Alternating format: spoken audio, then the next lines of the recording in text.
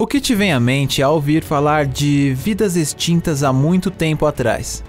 Provavelmente irá imaginar gigantes animais do período Pleistoceno, como os mamutes ou talvez os dinossauros. É claro que eles têm grande destaque, mas a diversidade de seres extintos e que acabaram sendo esquecidos não para por aí.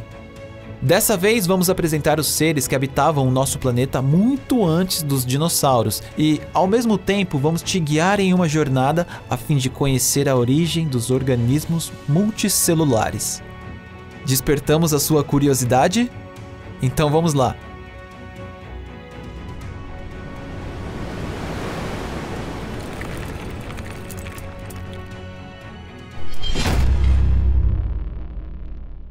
A origem da vida. Durante bilhões de anos, as bactérias foram as principais formas de vida no planeta Terra. Ilhas espalhadas ao longo dos vastos mares, pequenos continentes totalmente desertos e no céu, um sol ainda muito jovem e com pouco brilho. Essa era a vista daquele tempo. Provavelmente seria lindo ver a lua gigante que, naquele tempo, se encontrava muito mais próxima do que nos dias atuais.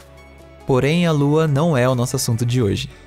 Quando será que as criaturas mais complexas do que as bactérias finalmente surgiram na Terra? A verdade é que até o momento quase nada sobre o período de nascimento da vida no planeta foi revelado, e por isso nem mesmo os cientistas podem responder essa pergunta com certeza. Há algum tempo atrás acreditava-se que os organismos multicelulares não existiam, até pelo menos no Cambriano, período que teve início há 541 milhões de anos atrás. Mas uma nova descoberta começa a mudar esse ponto de vista. O ponto mais intrigante sobre os seres do pré-cambriano é que, mesmo sendo um período extremamente rico em diversidade, não é possível encontrar nenhum ancestral das espécies atuais. Por exemplo, a biota da ilha chinesa de Hainan, que tem como principal ser uma bizarra minhoca de biologia desconhecida. Mesmo entre essa biota que existiu há 1 bilhão de anos atrás, não é possível encontrar nenhuma espécie que se conecte com os dias de hoje. Ainda mais curioso é a biota ediacarana, que prosperou entre 635 até 542 milhões de anos atrás. Ao que tudo indica, foi nesse período que os mares do planeta foram pela primeira vez preenchidos de seres vivos. Aí viviam seres com formatos de discos, seres que os cientistas batizaram de organismos acolchoados, e diversas criaturas incríveis que eram diferentes de qualquer espécie que nós conhecemos. Toda essa natureza surpreendente vivia em extrema harmonia. Uma vez que não existiam fósseis com sinais de mordidas ou ferimentos, acredita-se que quase todos os seres ediacaranos fossem vegetarianos, e em um grande pasto de cianobactérias viviam em paz, se alimentando somente de plantas. Muito diferente do ecossistema atual, onde o mais forte domina. No final do período ediacarano, apareceram finalmente os primeiros seres possíveis de serem categorizados nas espécies atuais. Seres como o molusco primitivo Kimberella e também o Claudina, que mais se parece como uma pequena minhoca. Mas ao mesmo tempo, a paz que durou por milhões de anos finalmente começava a chegar ao fim e surgiam desconhecidos seres carnívoros. Esses predadores acabaram por devorar todos os desprotegidos seres ediacaranos. E como resultado disso, eles próprios acabaram extintos pela fome. Então sobreviveram somente um punhado de espécies que conseguiram se proteger de seus predadores e se reproduzir. E esses que se tornariam os ancestrais de quase todos os animais atuais. Mudança para o planeta Terra como conhecemos.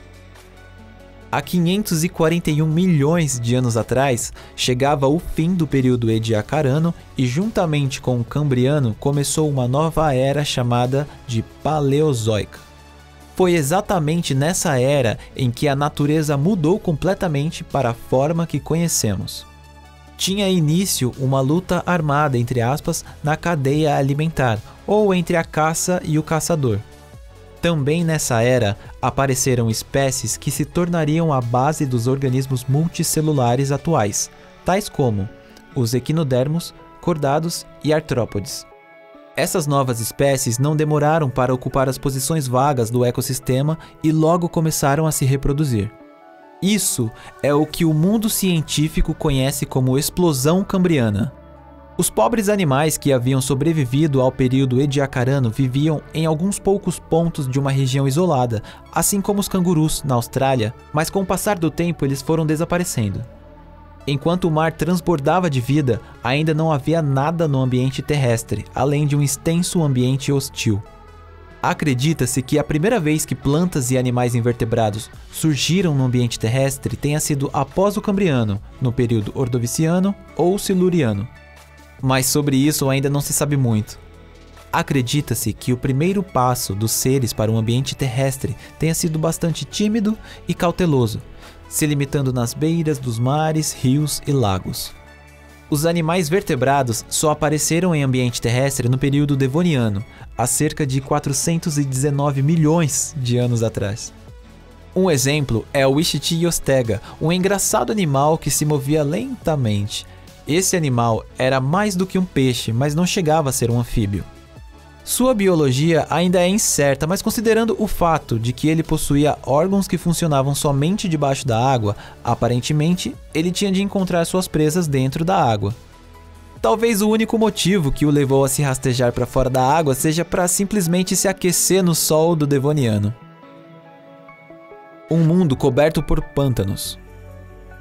Muito tempo se passou e com o fim do Devoniano iniciou-se o Carbonífero. Isso foi cerca de 358 milhões de anos atrás, mas olhando pela escala do universo é praticamente como se fosse ontem. Toda a Terra foi completamente coberta por plantas. Pela imensa quantidade, nos pântanos que agora ocupavam uma gigantesca área e também dentro dos mares mais rasos, as plantas chegavam a ser conservadas por muito tempo sem apodrecer por completo.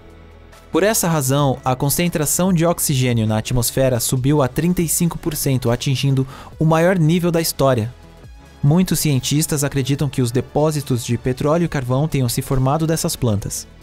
Não precisamos nem de dizer, mas essa é a origem do nome Carbonífero. Para aqueles que têm fobia a seres com mais de 4 pernas, o ambiente carbonífero era um verdadeiro pesadelo. Como exemplo, que tal o artrópode de 2 metros chamado Atropleura?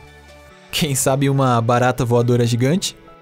Você teria que aceitar pelo menos o Meganeura, uma libélula com asas de 30 centímetros.